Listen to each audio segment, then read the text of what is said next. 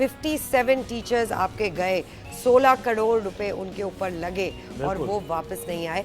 तो इसी पे बात करते हैं। Professor doctor Mukhtar Ahmed, chairman HEC हमारे साथ मौजूद हैं।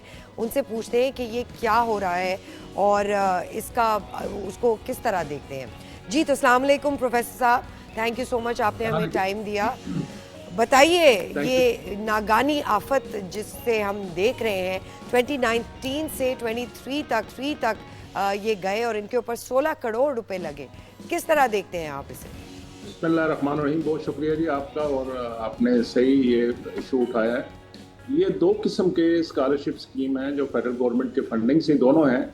ये जो पंजाब का आपने जिक्र किया UT लाहौर का, और इसके अलावा HEC डायरेक्ट जो स्कॉलरशिप पूरे पाकिस्तान के लिए करती है। तो ये इशू होता है, ऐसा नहीं है कि अनयूजुअल है, लेकिन ये अनयूजुअल है कि एक ही अदारे से इतने ज़्यादा तादाद लोगों की वापस नहीं आई। तो मैं इस पर पहले पर आता हूँ। मैं सिर्फ बता दूँ कि हमने जो भी स्कॉलरशिप देते हैं, भले वो यूनिवर्सिटियों के प्रोजेक्ट की शक्ल में यूनिवर्सिटियों को मिले और वो खुद उसको मैनेज करते हैं, या जो फेडरल लेवल पे पूरे पाकिस्तान के लिए हायर एजुकेशन कमीशन खुद मैनेज करता है। तो जो बच्चे बच्चियां स्कॉलरशिप विन करते हैं मेरिट पे, उनके साथ एक बॉन्ड एग्रीमेंट होता है जिसके साथ उनके जो उनके गार्डियन होते हैं वो भी उसमें रिस्पॉन्सिबल होते हैं। तो उसका एक लंबा प्रोसेस है। इसमें एक प्रोविजन रखी हुई है। लोग कहते हैं ना जी, अगर कोई नहीं आना चाहता उसको अच्छी अपॉर्चुनिटी मिलती है, आप क्यों रोकते हैं? तो बिल्कुल हम नहीं रोकते, लेकिन उसकी फिर थोड़ी सी कास्ट पे करनी पड़ती है कि जितना आप पे खर्चा हुआ है वो पे करें, और 25% के करीब जो मार्कअप है नहीं, ये तो है, लेकिन देखिए जो भेजने का मकसद है वो ये है कि आला तालीम हासिल करके वो आकर अपने ये सवाल ये है इसमें कि HEC जब भेजता है तो एक प्रोसेस के तहत भेजता होगा। जो लोग गए हैं, किन ममालिक में गए हैं, उनको ट्रेस किया जाता होगा कि भाई वो तालीम हासिल कर रहे हैं, नहीं कर रहे हैं, वापस कब आएंगे। तो आप ये उन मुल्कों की सतह पर क्या राब्ता HEC नहीं कर सकता? कोई ऐसा मैकेनिज्म नहीं है कि उनको वापस बुलाया जाए? नहीं, हम तो फॉलो करते हैं। हम तो बिल्कुल उसके बाद आखिरी जो रिजॉर्ट रह जाता है, फिर कोर्ट में केस होता है, और हमने रिकवरियां भी शुरू की हुई हैं, वो कोई इशू नहीं है। अब आते हैं जो पंजाब की, स्पेशली आपने UT लाहौर का जिक्र किया। मैं समझता हूँ माजरत के साथ कि इसमें यूनिवर्सिटी की भी थोड़ी सी कमजोरी है। या तो वो अपनी दोस्तियाँ शोस्तियाँ निभा रहे हैं, अपने दोस्त गए हुए हैं, अपने कोलीग गए हुए, उनको फॉलो नहीं करते। वरना ये हो नहीं सकता कि इतनी बड़ी तादाद नहीं आया और यूनिवर्सिटी ने कुछ ना वापस देखिए यूनिवर्सिटी ने तो किया, लेकिन HEC तो जिम्मेदार इदारा है, वो तो स्क्रूटनाइज करके भेजता है ना उन टीचर्स को कि क्या डिजर्व भी करते हैं या नहीं करते हैं वो लोग स्कॉलरशिप के लिए। आप हजरत दूसरे को मौका दें, बात समझें। दो बात तो सर हम ये समझ रहे हैं बिल्कुल कि 57 असातिज़ा चले गए और कोई आ नहीं रहा वापस। आप भी उसी तरफ चल पड़े कि जितना वो ऊंचा बोलेगा उसकी बात सुनी जाएगी। मैं ये कह रहा हूँ कि दो किस्म के स्कॉलरशिप हैं। एक जिसको HEC खुद मॉनिटर करती है, उसको हमारी जिम्मेदारी है फॉलो करते हैं। हाँ, ये भी हमारी जिम्मेदारी है, हमारी मॉनिटरिंग सिस्टम है, उसको फॉलो करना चाहिए था। लेकिन ये प्रोजेक्ट की शक्ल में यूनिवर्सिटी की उसकी एग्जीक्यूशन होती है, उन्होंने खुद इसको मैनेज करना होता है, खुद उसको फॉलो करना होता है। तो ये जिन स्कॉलरशिप की आपने पंजाब ऑडिट में सही ऑब्जर्वेशन दी है, और उसमें यूनिवर्सिटी UT लाहौर की जिम्मेदारी है वो उनको फॉलो करें, उनसे रिकवरी कराएं। अच्छा, तो आपने 57 का ट्रैक एंड ट्रेस हुआ है, वेयर अबाउट्स इनके हैं, कहां पर ये मौजूद हैं, किन ममालिक में वापस आ रहे हैं, नहीं आ रहे हैं? कोई आपने कानूनी कार्रवाई की है इस सिलसिले में, आगे बढ़ाया? जी, उसमें हमारी जब ये ऑडिट रिपोर्ट आई है तो हमें भी उसमें हमारी मॉनिटरिंग रिपोर्ट ने उसको फॉलो अप किया। तो डेफिनेटली वो आप फॉलो कर रहे हैं उनके साथ मिलके, क्योंकि मैं फिर कहूँगा कि ये हमारे पास इनका एक्सेस नहीं है। ये डायरेक्ट यूनिवर्सिटियों से लोग गए हुए हैं, उन प्रोजेक्ट के जरिए जो उनको गवर्नमेंट ने प्रोजेक्ट दिए थे इंफ्रास्ट्रक्चर के, उसमें स्कॉलरशिप बिल्डिंग थे, और इसका एग्जीक्यूशन, इसकी responsibility is the respective execution agency, जो इस केस में UT लाहौर है। सर ये बताइएगा कि ये पूरे सिनारियो के बाद आपने यूनिवर्सिटी से कनेक्ट किया इस ऑडिट के बाद, वो क्या कहते हैं? नहीं, नेचुरली उसको फॉलो करना पड़ेगा। ये पब्लिक मनी है, वो ऐसे नहीं भाग सकता। ये देर सवेर हो सकती है, लेकिन ये रिकवरी होगी, और इंशाल्लाह अगर वो वापस आएंगे तो अब तो उनको वैसे भी पे करना है, बेशक वापस भी आ जाए। सर अगर वो वापस जी सॉरी, आप कंटिन्यू करें। मैंने आपसे कहा कि उनके जो गारंटर होंगे यहाँ लोकल, वो भी जिम्मेदार हैं और उनको भी फॉलो करना चाहिए।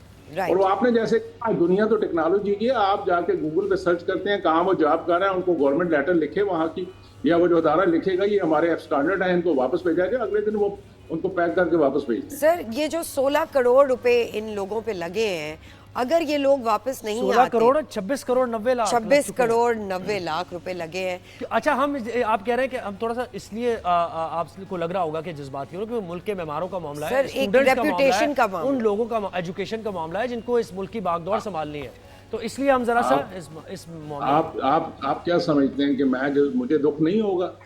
मैं तो खुद टीचर भी हूँ, तो कहता हूँ कि उस्तादों उस्तादियाँ छोड़ो, अपनी अपनी जिम्मेदारियां समझो। मैं तो बड़ी ओपनली कहता हूँ जी, ठीक है, लेकिन उसके लिए आपने मेरी बात को दिल पे ले लिया। मैंने ये कहता हूँ कि हम आस्था बात कर भी वही चीज समझा सकते हैं। जो आपके दिल में दुख है मैं उसकी अप्रिशिएट करता हूँ, बिल्कुल ज्यादती है।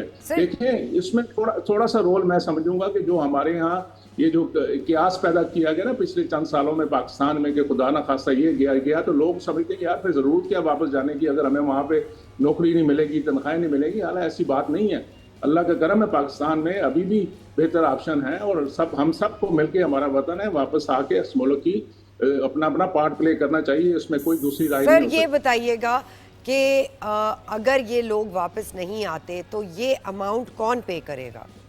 ये रिकवरी होगी, वो ही पे करेंगे, उनके जो गारंटर हैं वो पे करेंगे। उन्होंने प्लेज की होगी अपनी प्रॉपर्टीज एग्रीमेंट के साथ, जो यूनिवर्सिटी ने एग्रीमेंट हमने उनको दिए हुए हैं उसके ज़ायद। सिर्फ इसमें मसला क्या है कि इसको ओनरशिप के साथ फॉलो करने की जरूरत है यूनिवर्सिटी की तरफ से। हम करते हैं इंशाल्लाह, और देखें हमने रिकवरियां भी लेनी शुरू की है, काफ़ी रिकवरियां हो रही हैं हमारी। जी, अच्छा, ये बताइए कि जामियात को बेहतर करने के लिए, उसके स्टैंडर्ड को बढ़ाने के लिए, क्योंकि HEC हमने अक्सर ये देखा यूनिवर्सिटीज़ ऐसी भी हैं जहाँ PhD होता है और उनके रिसर्च पेपर्स जो हैं वो अगर उसकी स्क्रूटनी होती है तो पता चलता है कि वो उनका अपना है ही नहीं रिसर्च पेपर, वो कहीं से उन्होंने कॉपी पेस्ट किया है।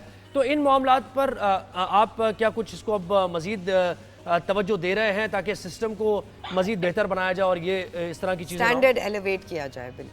बिल्कुल, quality insurance is a continue process है, ये एक साइक्लिक प्रोसेस होता है और जो इस दरमियान में चीज़ें आती रहती हैं उसको बेहतर से बेहतर करने के लिए इस मिल के सारे कोशिश कर रहे हैं। सूबे भी उसमें अपना रोल प्ले कर रहे हैं, उनके हायर एजुकेशन डिपार्टमेंट या 2 सूबे में HEC बने हैं वो भी, और HEC फेडरल भी मिल के क्वालिटी इंप्रूवमेंट के लिए काम कर रहे हैं। लेकिन बात ये है ना जी कि इन चीज़ों को, कई चीज़ें ऐसी भी हैं हमारे यहाँ के एक दूसरे को बुरा साबित करने के लिए जो मर्जी क्या दें, उसके लिए बाकायदा जो भी इस तरह की स्टेटमेंट आप दें या सुने उसको ज़रा वेरीफाई कर लेना चाहिए कि सही भी है कि नहीं है। क्योंकि अमूमन हमारे पास 100 कंप्लेन आती हैं तो उसमें हार्डली 1, 2 या 3 ठीक होती हैं, बाकी सारी फेक होती हैं। अच्छा, अब ये जो 57 टीचर्स का जो मामला है, इससे कुछ हमने लर्न किया है मजीद? HEC जब अब असातिज़ा को भेजेगा स्कॉलरशिप पे तो टाइटन अप, यानी उनकी स्क्रूटनी मजीद होगी कि वो ऐसे स्लिप ना कर जाए।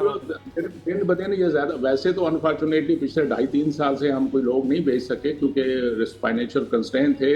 हमारी फर्स्ट प्रायोरिटी ये थी जो 3000 बच्चे इस वक्त वहाँ बच्चियाँ पढ़ रहे हैं, हम उनको प्रोटेक्ट करें, तो नए स्कॉलरशिप तो दे ही नहीं रहे इस वक्त। और अगर अभी जो हमने यही जो लेसन लर्न की है इस पर और ज़्यादा सख्ती करेंगे और इंशाल्लाह उसके बगैर उसके वैसे भी नहीं जाने देते। पहले भी इतने कम्प्रिहेंसिव जो उनके साथ हमारे बॉन्ड एग्रीमेंट हैं उसके अंदर उन्होंने बॉन्ड फिल किए हुए हैं, उनके साथ यहाँ पे लोकल गारंटर हैं, उनकी कई लोगों ने प्रॉपर्टी प्लेज की हुई है, वो सारी चीज़ें। और ये थोड़ा सा लीगल प्रोसेस है, टाइम लगता है, लेकिन ये रिकवर होगा। ये पब्लिक मनी कहीं नहीं जाती इंशाल्लाह, रेस्ट अश्योर्ड। ये जो लोग भागे हुए हैं उनको वापस ये पे करना पड़ेगा। बिल्कुल ठीक है। Professor doctor Mukhtar Ahmed, thank you so much, आपने अपने कीमती वक्त से हमारे लिए वक्त निकाला।